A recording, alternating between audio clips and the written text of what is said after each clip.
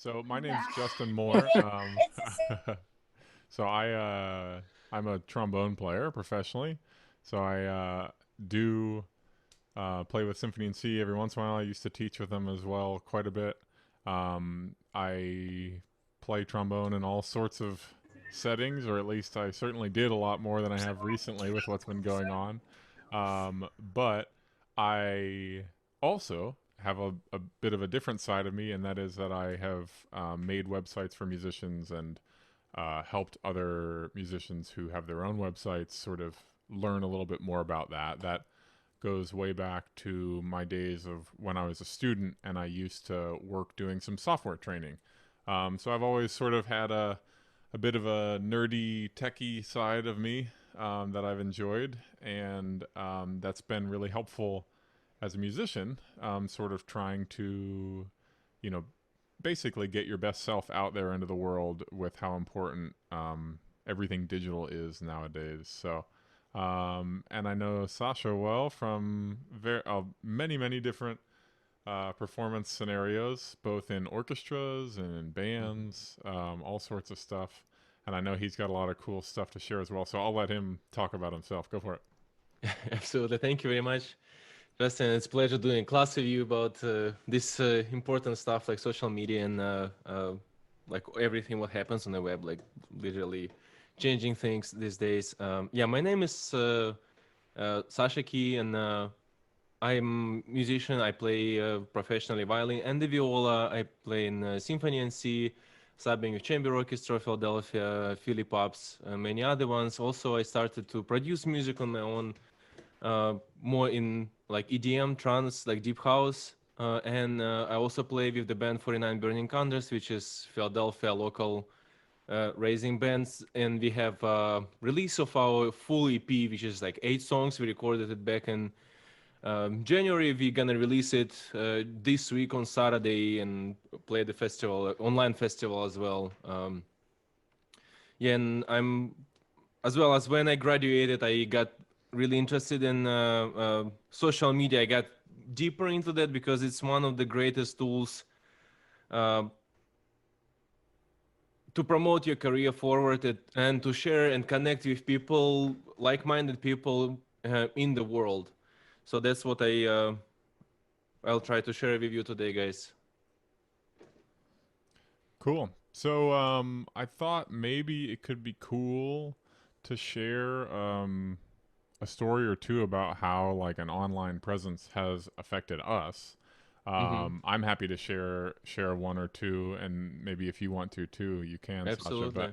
Yeah. um, there I can think of countless examples, but everything from even just meeting another trombonist, say in college or something, and they say like, "Oh, I've seen you on Facebook," or whatever it is. Nowadays, I'm sure you'll get into might be something other than Facebook, but where they would just know friends of friends of friends, and then sort of know you a little bit, which is actually a little bit scary, right? But sort of know a little bit about you, having never met you before, and so you almost start off feeling like you have a history with this person. But then even later on in my professional career, well before I started like building websites for musicians, I built a website for myself. And I remember there'd be many times where I wouldn't send that out. I was honestly a little bit shy about sending it out to people because I was just thinking like, well, I'll just build this for myself and sort of see what happens. And I would get people who would say like, oh yeah, I found your website and it was really helpful. It like, for example, my first college teaching job, the person basically looked at my website and said, that looks legit. Okay.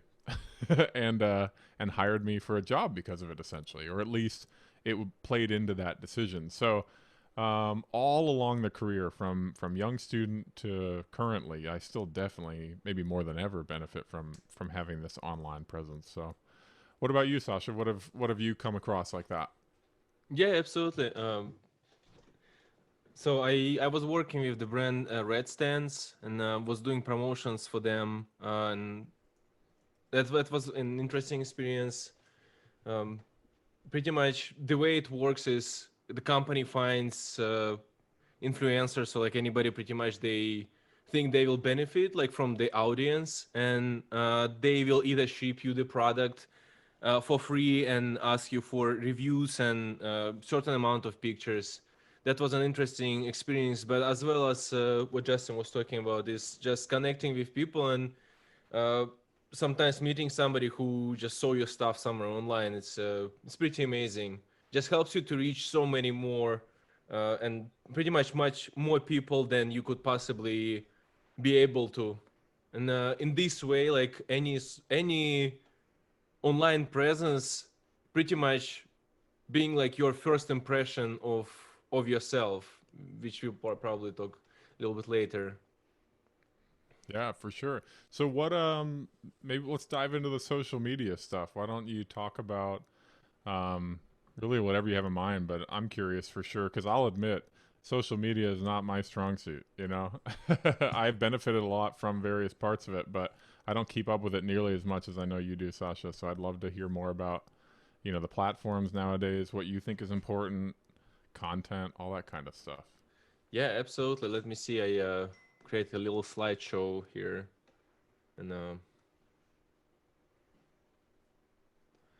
me see how I can share the screen.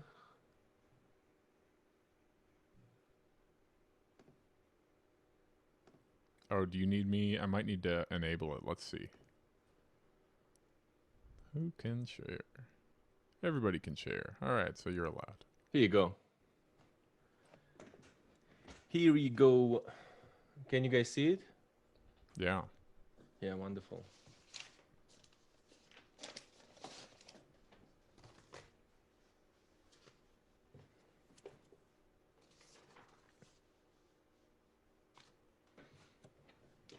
So pretty much, yeah, here's the question: why social media marketing for musicians matter so much, and especially during these times when most of us in the world being locked out, and because of this pandemic, so more people spend more time on social media platforms and on YouTube, like on pretty much anything, any content people can get themselves to view, to watch.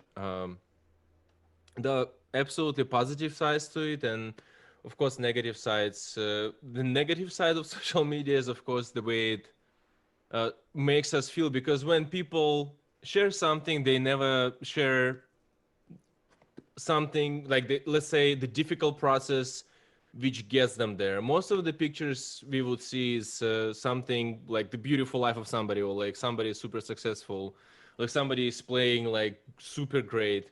And please never let this stop you from creating, because I know how this aspect of social media can make us feel. Another aspect, if you can control this part of ourselves where we can use it to our advantage, it's absolutely powerful tool for musicians and for non-musicians, for pretty much anybody who would like to expand as a musician, as a professional, and connect with more people. Or even, let's say, if you create like music, if you write original music, it's a great way to sell your music, which is very important. That's pretty much what fuels your creativity, because in this way you have money to keep creating and not needing to work like for time, which is absolutely great. So here you go. Why social media marketing for musicians matters so much? It's definitely not a silver bullet for musicians. Um, a smart social media presence is undoubtedly the best way to grow your audience and fill space. Uh, at let's say if you decide to, if you write music and you want to sell certain event, or even if you do like, let's say, online event. Yeah, so here's a few facts about, let's say, Instagram recently passed 1 billion active users, uh, while Facebook 2 billion daily active users themselves. At the same time, YouTube is technically the most popular music streaming service right now, where all of us can take advantage of, especially YouTube in this way. So it's very interesting. I was recently just doing like a deeper research about YouTube and how it works, how the algorithms works. It's like something pretty much we have to educate ourselves as musicians, because we're pretty much entrepreneurs, and we sell ourselves, our art, whatever we create. And in a way, YouTube works pretty much if you keep creating content, it will start to push your channel probably at around 150 videos. And of course, like if they get like some kind of traction. But I'll talk a little bit later about that. So the next thing I want to talk about where we should start.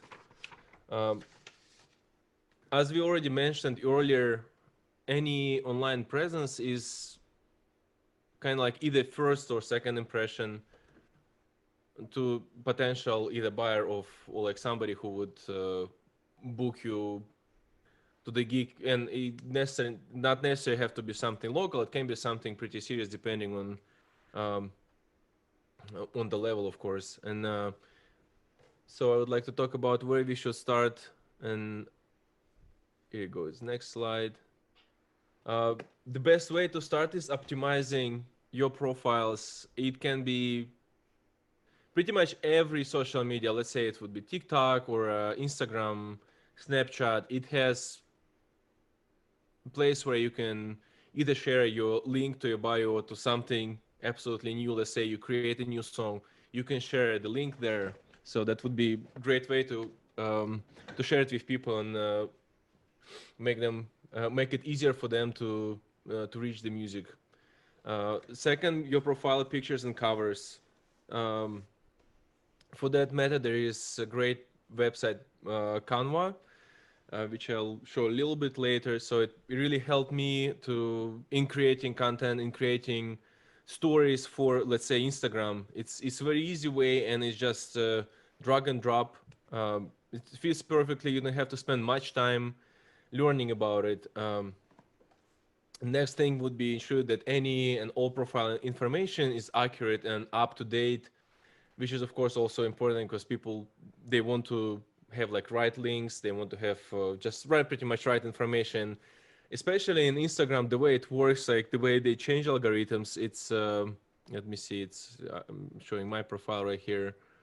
For example, it became important to list hashtags in the description, because that's another way people can reach you. And so on my Instagram directly, you can see a little description. I have my website, my location, and so I organize the highlights for the stories where people can just, if they want to see my fitness journey, they can go click on it and they will see it. YouTube videos they can see as well. So the Canva website I was talking about earlier is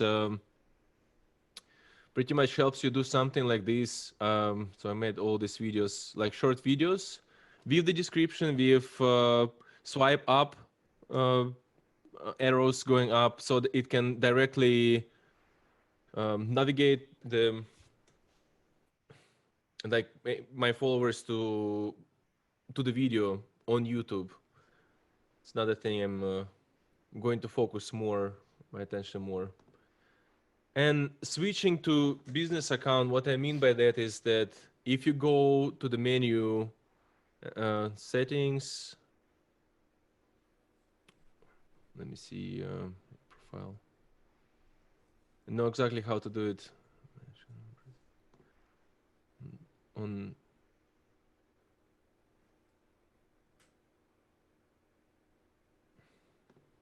It's much easier to do it on the app.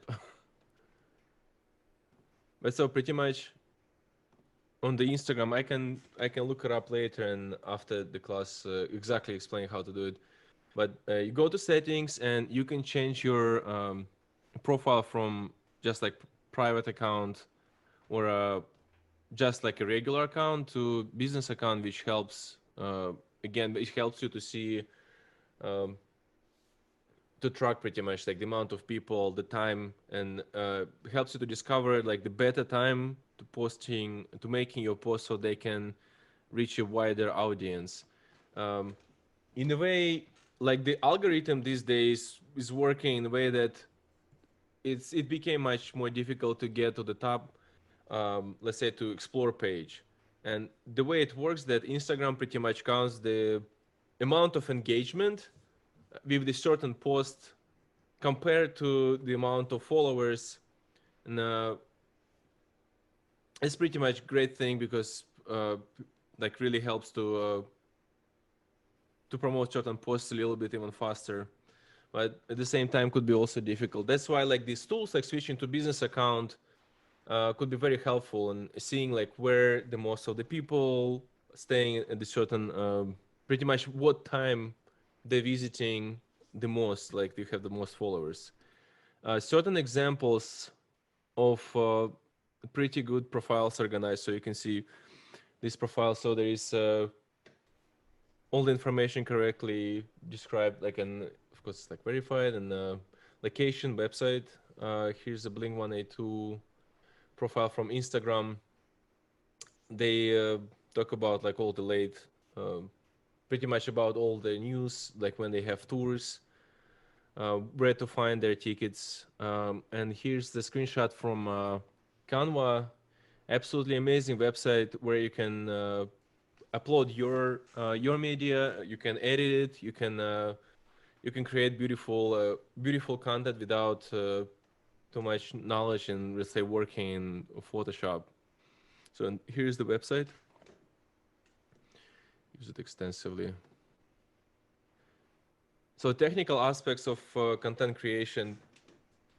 What I've noticed is pretty important to, besides being a good musician, also understand how, at least like in like some basic details, how sound engineering works, how to edit sound, because that's pretty much what people see. And when they see like a better product, it's of course like always better, so it will get more traction, help you to get more exposure.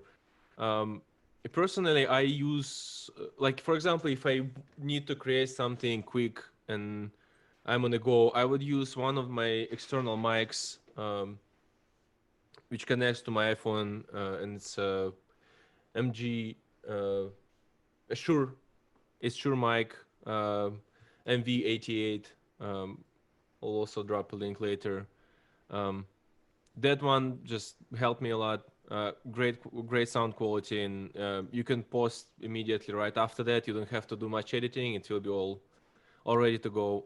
With video editing, you can also use certain apps, depending on if you use Android or if you use iPhone. Like many apps, which you can use, like the simple ones. um, as well as if you, for example, I would recommend spend more time in getting a little bit deeper on video editing and sound editing, because that's pretty much representation of who you are. And as I noticed, because I like during this pandemic time I took sound engineering class, like, and like really understood how things work. It's that's pretty much 50% of your sound, of your representation, because like especially these days it's not enough just to play well, but you have to have a platform to play. And without that we have only like online platforms. And or like let's say if you produce a video, it makes a huge difference. Either you like know how to do it and you do it on a different level, or it's just sounds record like it doesn't sound like great and you just record it on the phone. So I would definitely recommend checking out some like just simple YouTube videos, and like so many free software you could use to edit your sound and to edit your video. Justin, would you add Yeah. something here like about like video creation, pretty much sound? Well, I think that's a huge part. I mean, how many people here have watched a YouTube video and like, when the quality of it is great or not, right? Whether it's the audio or the video, you know, we don't now that we can watch things in 4K or at least 1080p Mm-hmm. and with high quality audio, like nobody really wants to listen to worse than that or watch worse Yeah. than that. So for sure that's part of that presence. If you're posting any sort of media, it sort of has to be great quality. Maybe not perfect studio quality, that would be nice, but like it's got to be really good.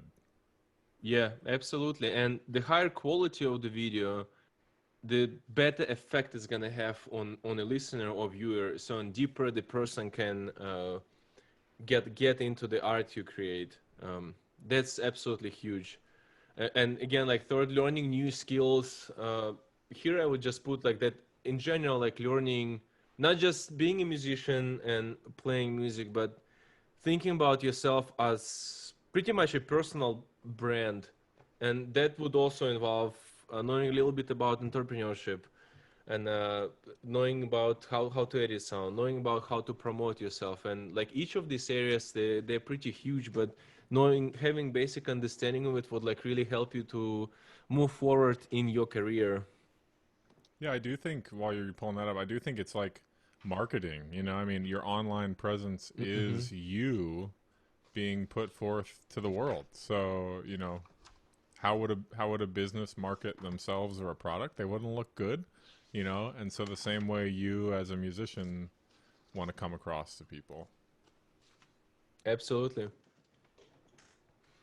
So next slide, keep your followers in the loop. By that, I pretty much meant that, uh, like if you, let's say, you have a project, you want to release a song, let's say in a month, that would be great to keep consistent posts about the whole process, like the idea behind it, so it would keep people involved. It's like it's kind of like watching like a series on Netflix, but you creating it in real time and sharing it with people, so that it could keep them entertained, and that would keep them on your channels as well.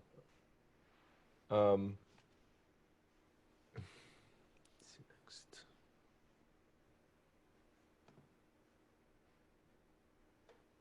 So tagging brands, venues, and other musicians can also help you to get much more exposure. Pretty much, I'm sure that everyone is familiar how to do it. If not, it's when you make a post, let's say it's a post of you playing even something, and you like wearing certain brand shirt. It can be like either like Calvin Klein or like anything. There's a high chance that that will be shared like through either Instagram story, or it can be just like be as a tag for the company. So I would definitely recommend doing it. Um, or for example, if you play a cover, make a cover a certain song, it's always a great idea to share it with the original artist. For example, when I did like Lady Gaga cover, shared it. It wasn't, of course, like she didn't like repost it or anything, because most of these big artists, their pages are managed not exactly by them, but they're like, of course, like a team, probably like 10, 15 people who just like working on just, let's say, one social media. It can be like, yeah, for example, it's Instagram or like Facebook. So it's a huge thing that's sometimes it's not working, but with, let's say, smaller artists, uh, like local artists, it's definitely it definitely can work. And like playing covers in that way, I think it's a great way to move forward as well. Yeah, I used to play with a Brazilian group that Hmm. covered a song by a band called Galactic, which Hmm. is a New Orleans funk group, and they covered the song, did that. You know, it got to the artist, and then I think it was Twitter, so they retweeted it. And so this band that really only has like maybe a couple hundred followers on social media got their song broadcast to somebody who has, you know, tens or hundreds of thousands of followers all of a sudden. Hmm. So that I've seen that one work firsthand for sure. Yeah, that's awesome. That's super cool. I Yeah, would love to hear that song. it's Send it to fun. me later. It's good. I will. Awesome. Yeah, collaboration with other musicians, getting more exposure. So that's another great way of building social media and building the presence. It's pretty much just staying in touch with people, seeing what's around, who is doing what, like in your industry, and just that direct messaging and asking people like if they would like to collaborate on certain projects, or maybe you have a great idea in mind, like let's say you have a like you wrote a duo, like, or like you want to play a duo, like, or two with somebody, and you could easily do it. That's another thing which happened a lot. Like a lot of people from like even different countries, they would, message us like if I would like to collaborate with them on certain song, or like if I would like to let's say write for their song. And most of the time it's I'm getting great results, and it's a lot of fun, and it's like really brings something special, especially when you work on the music. It just shows you different angles from which you can create, especially when you work with people from different countries. You can really grow as a musician doing that as well, and growing your social following as well.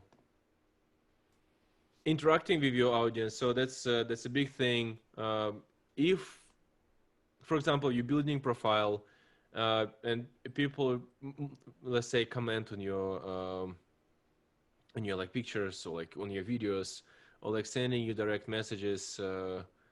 Like personally, to me, I think it's equal to, it became equal to normal conversation, person to person on the street, and that's probably would be just a good etiquette to respond to certain things. I personally respond to every message, and I'm just grateful that people are there, and they listen to what I have to play, or like I have to show, and that means a lot to me. So I just want to show them a little appreciation. So if somebody sends you direct message, or they comment on your photo, it's another great way to connect with people. Making YouTube a top priority. So YouTube pretty much became the biggest streaming platform. It streams much more than Spotify, much more than Apple Music, and it's pretty much free. So that's another source you guys can use to move your career forward, and to share like a higher quality videos, longer videos. It's just a little bit different, but as well, it's like about the algorithms, like the way it works. It's very similar. So the most important part of it is organizing all of your social media platforms, no matter what it is, in a way that you have similar pictures, you have description, and if it's YouTube, again, just learn about this particular platform, like how to do it, like what text to use, like how to promote it, like when to promote it, how to share the videos, um, and yeah, just best of luck with that one too. 'Cause I know so many musicians who build their entire career on that. So, for example, you see like Lindsay Sterling. I'm not sure like what time was that was taken when she had like 10 million followers, but it's pretty much all from people just watching and enjoying the music. And there are so many other examples like Two Set Violin. These guys have like absolutely great content, like very funny. They found their way of making it in a career. And being a musician doesn't mean that you have to play music which was written some time ago and do only that. Being musician pretty much means you can do anything with it. Whatever comes into your mind, try it. And great thing about like these days, about social media, about YouTube, about all of it, is that you can get an instant feedback on something you create. Like it used to take about 6 months before the distribution of like the physical CDs will happen, and after that to take like another time to get a feedback from the public and see how it does. But nowadays everything moves much faster, and it's another way to see how audience react to certain things and experiment with it. And never be afraid to experiment, never be afraid to create something new which wasn't there, because pretty much your whole world is your concert hall now. So, and good, all the best in that. And I hope my presentation helped you, a little bit to understand how things work. But at the end we'll have Q&A, and if you have any questions, feel free to ask me. I'll be more than happy to share it with you. Yeah, thanks, Sasha. Absolutely. I love, that idea at the end there, especially like the Lindsey Sterling and the two sets and yourself too, people who are doing things that are a little outside of the box. This is even, Hmm. I mean, it's necessary, but it's even more important than for the folks that, maybe are interested in a career in music, but they're gonna, um, say just try to be an orchestral performer. Like, okay, maybe you can fly under the radar a little bit more. But even then, I would argue that still this stuff is critical for it, especially as time goes on. But Yeah. those people, I mean, they're doing stuff that there was no path forward. And all what they did was, like you said, they made their art and then they put it out there through all these channels and blew Mhm. up. They're huge now. Yeah. It's very cool. I remembered um, like with Lindsay Sterling, I had to admit I hadn't heard of her, and then she was coming through town like touring with orchestra stuff, and I looked her up and was like, "Whoa, this is a thing! This is cool!" Like Yeah. I didn't know that somebody could do this with a violin, and she puts out a great product. It's very cool. So, Yeah, totally, totally.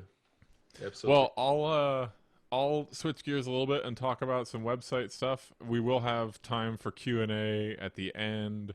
If you want to throw things in the chat, you can too, so we don't forget. If you just like have a question along the way, that's fine. Um, so I'm going to talk pretty much mostly about websites, and what that means being found on the web through slightly different platforms. And so I do think it's all important.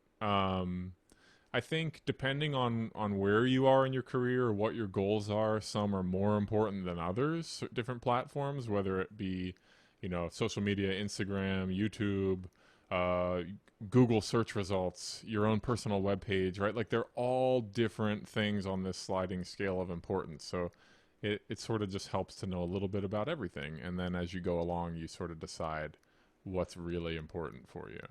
So I wanted to start first with what a website is, because a lot of people sort of take websites for granted now and don't really understand what it is. And so it gets a little difficult to make one or to figure out whether it's necessary or not.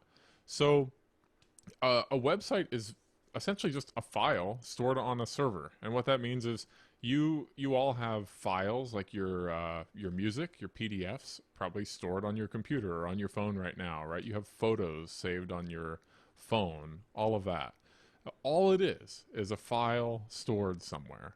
That file gets read a little bit differently, but like this is an example here of some music, and if we look at it, it's just a PDF that's sitting. Oh, sorry. It's a PDF sitting on my desktop.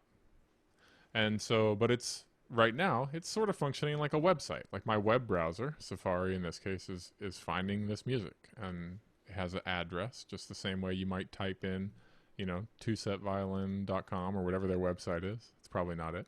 Um, but that's sort of the most simple version, is that it's a file stored somewhere. So where those things get stored is usually not on our computer, because if it were on our computer, it would need to be always on and always connected for somebody to be able to get to. So instead, we have hosting companies like that we pay, and they store it, right? So Instagram or Facebook or YouTube have these massive buildings filled with massive hardware that store tons of data. And it's all this code that we have put into websites, and I'm going to show you a little bit more about that in a minute. The other part that most people know that's part of a website is the actual address, what we'll call a domain name. So, for example, my name's Justin Moore. I have a domain. It's justinmoore.net. It couldn't be .com because there's a country singer with that one. I'm not the country singer, in case anybody's wondering. I'd make a lot more money if I were, I think. But I'm happy as a trombone player, not a country singer. But I do, we could have other domain names that might point to the same place. And so I like to think about it that way. You've got a file, right? And you've got an address. And so that address tells you where to go, essentially, right? So when you go to your web browser, your computer, or your phone, and you type in, symphonync.org, right? It will take you to that file that's stored somewhere that has all of the information that Symphony and C has put online on that website. So, pretty simple, right? But important to understand before we start building that. So, we'll look at some of the nuts and bolts here in a minute, but I do like to talk about why I think you need a website, even at a fairly young age, if you want to be a musician that people know about. So for first of all, nowadays with so many platforms and so much information in the world, people can find information about just about anyone, right? So if you are applying for a job or even applying to colleges, I know folks who, like university professors, who will actually just Google the students that are applying and see what pops up, and they'll just look and say, okay, um, this one's got a website. This one has, I find their social media profiles. Oh, this one did some cool, uh, like community service projects that got news coverage or something like that, right? So you can find information online really easily nowadays. The cool thing about having a website is that you get to be the curator of that, right? Like you go to a museum and there's like a curator, a guide that shows you around and basically makes sense of it. If you're the person making that website and you do a really good job of putting your best foot forward, that information is what gets found. So when somebody types Justin Moore trombone into Google, right, what they're going to find is all of the stuff that I have made that I say is important to find. And then you'll find the other stuff, right? I mean, maybe if like some big outlet covered you, then that would pop up first because they have a huge traffic, right? Sort of like that social media thing we were talking about earlier. If Lady Gaga were to retweet your thing, like, yeah, she would get found more than you. No offense, right? For sure. That's sort of another level. But so that's always been my number one goal there, is just trying to put your best foot forward and have it be easy to find good quality information. And so much like the social media stuff, you want to make sure that it is clean, right? That it's good, clean info, it's correct. You don't want, like, to have an email address up on a website that is just frankly outdated or wrong, because, somebody goes through all this trouble to find you. Let's say they say, hey, I love your work. Where can I find more? Can I buy something from you? Can I go see a concert? What can I do? And then it doesn't get to you because it doesn't work, right? That is no good. I've heard of people getting like, again, we talked about this earlier, getting things, jobs, getting into schools, etc. I've also heard of people getting rejected from things because of what they find online. Um, I think some of the most obvious stuff is if you're doing sort of goofy things on social media, and you find that. We see all of that in the news right now, so we don't need to go through all that. But so that's just some of the reasons why I think it's important to have one at a lot of different stages in your career. I think it gets more obvious why you need a website as you get older, right? Like if you're thinking, okay, I just graduated from college, I'm trying to make it as like the world's number one uh, metal harmonica player, right? Like nobody's gonna just find that. You have to put that out there pretty hard. But if you're just like, Joe Schmo, run of the mill, I play trombone, I think I want to pursue a career in music, it's a little harder to think about why you might need a website. But I think it's good. I've talked to people before a lot about brainstorming different types of content for websites. And it's okay if a website is really simple and it says, here's what I've done, here's what I'm trying to do. So I'm going to show you a couple examples of that here in a moment. Actually, I'll just do that now. Why not? So this is a bunch of different websites, and we'll start with a real simple one, which is my own. And so this is sort of very similar to what I was just talking about. This is my bio, right? So you go to my website. One of the first things you can do is look at a bio. It says what you've done, give some links to click to those things. Links, much like the hashtags on social media, are important because they link to other content, which in the world of search results and stuff, which we don't really need to get too far into, is helpful. But it talks about what I've done, what I might like to do, etc. Here's another website. This is actually that band that I was talking about. Oh, and actually there's the cover of that song. But that Brazilian band that does a bunch of funk and reggae and all sorts of things. And so totally different format, but this one sells merchandise. They list their upcoming shows. Actually, there are no upcoming shows, so I won't click on that. Hopefully soon, right? But it's a real simple site that just shows some good content and then has a contact form so that you can book the gig. Another person that I've worked with, real simple website. He has a job in an orchestra as a cellist, and he teaches. So it's a way for him to get his info out there, and you can contact him. Right? A harpist does some cool covers. And some of these are websites that already existed that I just helped with. Some of them are things that I built. We'll talk more about that later. But like this is an example where she utilizes YouTube and social media quite a bit, and the website more just sort of points you to that stuff. Again, putting your best foot forward. If you Google this person, what will you find? This, and then it goes wherever she wants, right? Um, a nonprofit organization, right? That has some different scholarship programs and things around Philly. Another cool one that I've helped with. And this is a real simple one. I'm going to dig into this one. This is a website I recently created for a brass group that I manage, and it's for playing different types of services and getting gigs essentially. Um, right. So there's a lot of different types of websites out there. So how do you get one, right? Let's talk about that, and then we'll dig into more of the nuts and bolts of the behind the scenes stuff. So one way that you can get a website is you can get one through somebody else, right? Like hire someone. Now that's better down the road, like when you um, have money for it, right? And when you really know you need it, that sort of thing. If you're again that example of somebody who like just graduated from college and you're like, I really want to be a freelance violin player, a solo violin player, maybe a solo pianist, right? And I want to book um, gigs playing weddings and maybe playing in the lobby of fancy hotels, whatever.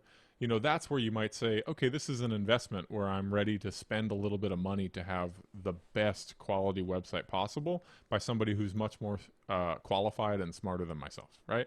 That's when we typically are going to pay somebody to do it. The pros of that are it can be a really good product because that's what somebody's full-time job is to make it. The downside is it costs money, right? It can be difficult. So the other side of the spectrum is making it ourselves. And the cool thing is, kind of like that Canva website, is that it's really easy to make pretty good stuff, if not great stuff, with very little experience nowadays. So what used to require money and a lot of experience doing graphic design, now you go to a website, you upload your picture, and boom, boom, boom, you have great content. Same thing with websites. So there's a lot of different things out there. Free website builders, things like Wix and Weebly. I'll post some links in the chat of those probably. Um, some sort of like hybrid free slash paid things like WordPress, where it can be free or you can pay and really leverage all the power of it. Some things that you have to pay for, like Squarespace, is a big common one there. But the what you pay for it is pretty minimal. It might be $15-20 a month, and that gets you a great looking website. So if you're somebody who's trying to sell anything, like that's a pretty small investment. Now, if you're doing something that's just like trying to get your essential like digital resume online, doing like college applications and that sort of thing, I would say definitely do one of just like the freebie, Wix.com, Weebly, that kind of stuff. They do the way that it's free is through advertising. So much like YouTube videos where, you can put it up for free, get your content out there, but at some point they're going to slap an ad on there that helps them make money to make up for that hosting cost. Because if you remember, a website points you to a file stored somewhere. Well, there's some cost associated with keeping those files stored somewhere. So that's why it has to cost something. I use primarily WordPress and Squarespace.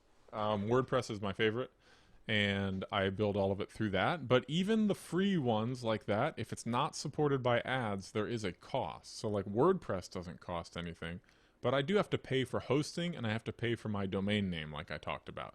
So a domain name might cost, I don't know, $20 a year, $10 a year less, depending on promos. Sometimes you can get them for free for a year or two.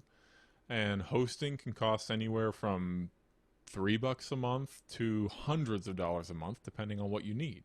If you are doing, let's say you're Amazon, Amazon's hosting would cost an unimaginable number of money, dollars. Way more money than any of us could afford. But my hosting doesn't cost very much. It's a couple bucks a month. Pay it in a year, and it looks like a very small fee, less than one of my mouthpieces. That joke was for my wife.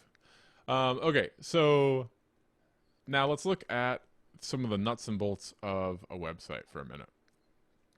So if we look back at this page, actually, you know what? We'll go to, is this the one? Yeah, here we go. Okay, so this is a website, right? And I said earlier that a website is a file, right? And a file consists of code. So, like, if you look in here, this little, you can see these little tags in here with the P and then the /P here, and that's just saying it's a paragraph. It's pretty simple. But some code is pretty complicated, right? We look at this, and what this is saying is it's an image that's going to show up at a certain size and format, right? The beautiful thing about these website things now is that you don't need to know the code, which is awesome, right? So if I leave the code editor, a lot of this stuff just shows up almost like you're working in a Word document, If I wanted to come in here and put a header and say, all right, let's say, we'll just say test, right? And you can say heading, and ta-da, there it is, right? And this is a real web page editor that if I hit update, it goes immediately live to a website. It's very, very easy to do this kind of stuff nowadays, and they're all very, very similar in the way that they work, because once one company does it and makes it sort of like universally accessible, the next company has to do it in order to compete. So when I started doing website stuff, I had to learn the code stuff. I had to learn a good bit of code in order to do anything halfway decent with it. But nowadays, you actually can make a great website knowing nothing about code. It helps if you learn a little bit along the way. I'll show you one thing, actually, before I forget. I'll pull it up. Code Academy, if you're somebody who just thinks that the website stuff is cool and you want to explore, Code Academy is awesome. And it's free. And basically what it does, let's see if I still have I haven't used this in forever, but I want to show you the format of it. It's basically almost like a game or challenge. I don't want that. All right, we won't worry about that. But it basically has all these different things, and there is a free tier that's just trying to upsell you there. But you could say learn how to code a website by following these prompts. Apple has a similar thing. I think it's called Swift Academy, where you learn how to program apps using their coding language. And it's almost like a game that you follow the steps of. So even if you did want to really dig in and learn the code stuff, it's pretty easy to do nowadays, and can be fun. So check that stuff out. Another example of some code of a website. Let's look at this one here. So this top part is just the blog page on my website, which has a couple different things. I'm not a big blogger or anything, but what happens is whenever one of my students asks me a question, rather than only responding to that one student, I'll write a detailed response and put it on my website, so that way all of my students, anybody else on the web, can get this information. So if we take a look at what is going on behind the scenes, right, there's all this stuff in here, tons and tons and tons of code, right? Tons of it. Fortunately, we don't need to know any of it, like I was just talking about, right? Somebody back in the day used to have to know every single line of code that you see here in order to make this content accessible. Literally all of this. And keep in mind, there's way more code hiding in each of these drop-down things. They used to have to know all of it in order to make this website. You don't have to know any of it in order to make that. Very cool, right? So another great thing that we can do with this nowadays is we can customize it all pretty easily too, right? So like this website, like I said, is pretty simple. I wanted it to be simple when I made it. I said I want you to just go there, immediately know what it is, and have a very obvious button showing how to hire us, right?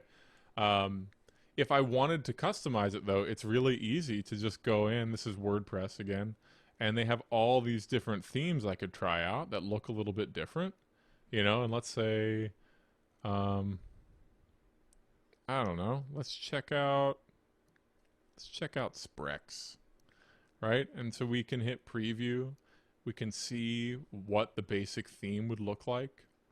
Some of them can actually even give you a live preview, meaning like it shows your content inside of it, which is pretty cool. Um, let's do this. So like if I were to say live preview on this,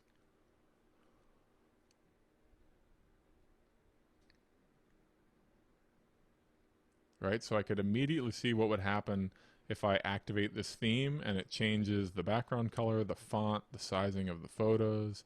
You can go in, pick some colors for like my links up in the top right, the menu, hiding the search bar, all this kind of stuff is all super easy to do. And again, no code involved in any of it. It's all like you're just like clicking through the settings on your phone or something. It's all that easy. So I love WordPress because it's that simple. Squarespace is another one that's that simple as well. Um, some of the other ones, like the Wix, I never really liked the interface of it, but it is free, and so you can't really beat that sometimes.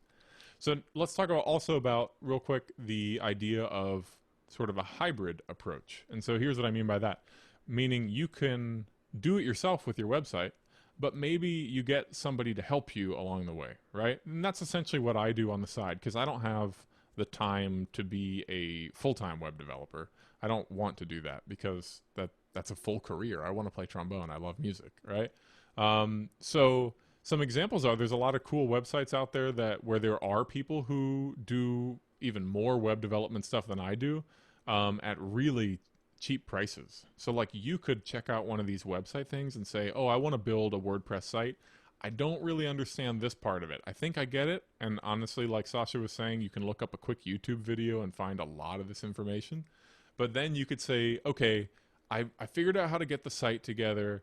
I figured out how to do this. I really want to sell merchandise. I really want to sell the songs that I've written. But I can't figure that out, right? Things get a little bit more complicated as we go along. Then you could go to one of these web developers and say, hey, I've got the site, I'm good, I just want to put my songs up for sale. And then they can, for a much lower price than developing the entire site, they can say, okay, I can help you with that. It'll cost blah, blah, blah, and I can get it done by this time. How's that sound? And you can go for it, right? So there's a lot of different ways to sort of tackle what can seemingly be a pretty big hurdle to getting your information online. So I think we'll sort of leave it at that and leave a couple minutes here to see if anybody has questions. Yeah, we'll open it up. So any questions at all? If so, you can unmute because we can't see anybody. So you can just unmute and throw it out there, or you can throw things in the chat.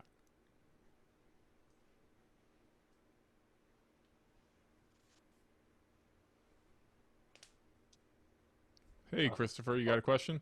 Yes, I do. It was about kind of going back to the beginning about social media.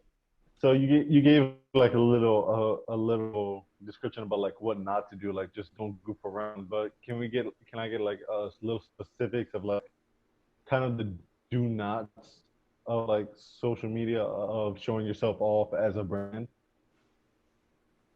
Yeah, absolutely. It's more about not like what you have not to do. Like for example, there is like nothing like prohibited to do, like nothing. It just it's pretty much as when we were talking about these classes, like don't do anything stupid.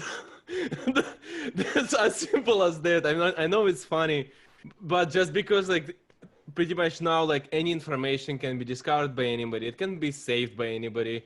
But getting more serious about it is pretty much there's like no limits here, and you'll figure out it in the process building your own personal brand. It's more about what you like about music, what you like to share about music. So pretty much just follow your instinct and see how that works.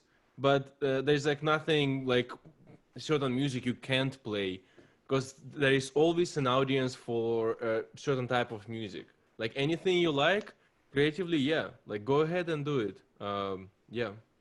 Yeah, I think my favorite example of that is like there's a bagpipe cover band called the Red Hot Chili Pipers. I just love it. It's like the weirdest content, but it's great. I do think depending on your goals, right? If you're like an artist making music, then yeah, there's no limits. There are people who do all sorts of things that are questionable, that contributes to their brand. But if you're a young student who is trying to like just sort of like slowly build things, and you're applying for colleges, for example, right? Certainly nothing illegal, right? Yeah. Nothing controversial, all that kind of stuff. But again, I think what Sasha said at first is nothing stupid. I think that is a nice umbrella summary for sure of it all. Um, yeah, I don't think I can give any specific examples without getting into any trouble or whatever. But just nothing you wouldn't want your mom to see, your parents to see, and then if you're an artist making a name for yourself and you're not worried about colleges and all that kind of stuff, then no holds barred. That's your brand. So Yeah. Did we Okay. answer your question? Yes, you did. Thank you. Oh, absolutely. Thank you for the question. yeah, it's a good one. I wish more people asked that because I've unfortunately had some students who've posted some pretty questionable things.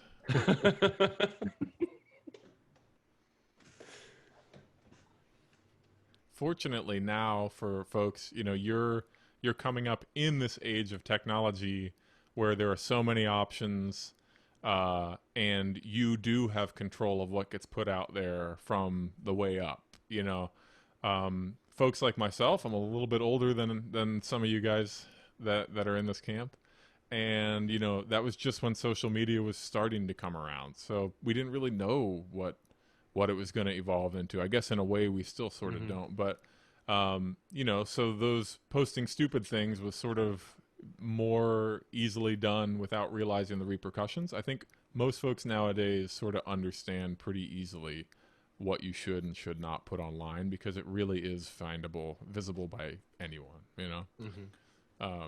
Even when you have good privacy settings and all that kind of stuff, it's still going to be visible by more people than you think. So, Yeah. any other questions?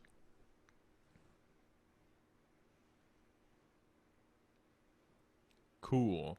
Well, I will in the chat while we're closing up here, I'll throw some links that I meant to. If anybody has questions that you forgot and are remembering, or that you were too shy to ask and you want to stick around, please do.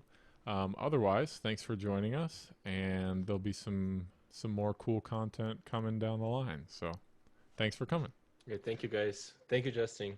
Oh, thank you, Sasha. Yeah.